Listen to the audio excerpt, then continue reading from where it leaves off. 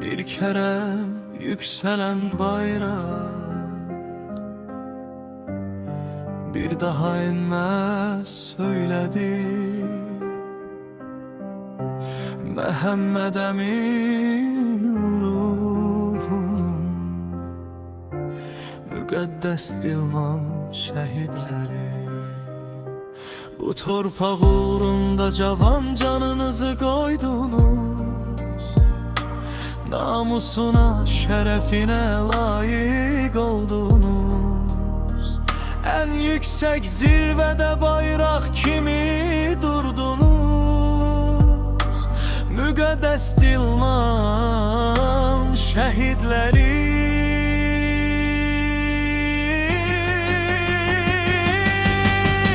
her bir evde anaların gözyaşlarıdır. Bacıların, dul gelinlerin feryadıdır.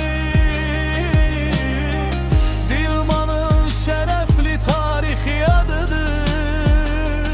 Müqəddəs Dilman şəhidləri. Her bir evde anaların gözyaşlarıdır. Bacıların, dul gelinlerin feryadıdır. Dilmanın şərəfli tarixi adıdır. Müqəddəs Dilman şəhidləri. Canımızdan can ayrılan igidlərim, Zülfüqar, Bəhruz, İlqar, Mahirim, Cəbrayıl, Vüqar, İslam, Rəşid, Adilim, Elnur, Cabir, Ariz, Yadigar, Niyazim, İdris, Elşən, daha neçə igidlərim. Müqəddəs Dilman, Hacman, Xatman şəhidləri. Ey bu yurdun qallası varılmış solmayan çiçəkləri. Vətən, vətən deyən ölməz ürəkləri. Üç qardaş kəndin törənləri, ucaldınız Tanrıya doğru. Dilman, Hacman, Hatman şəhidləri.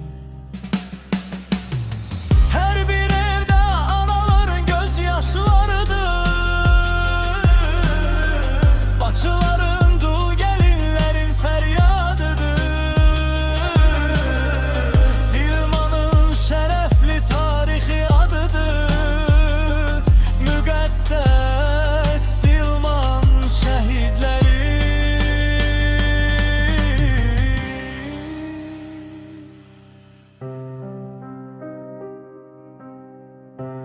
Bir kere yükselen bayrak bir daha inmez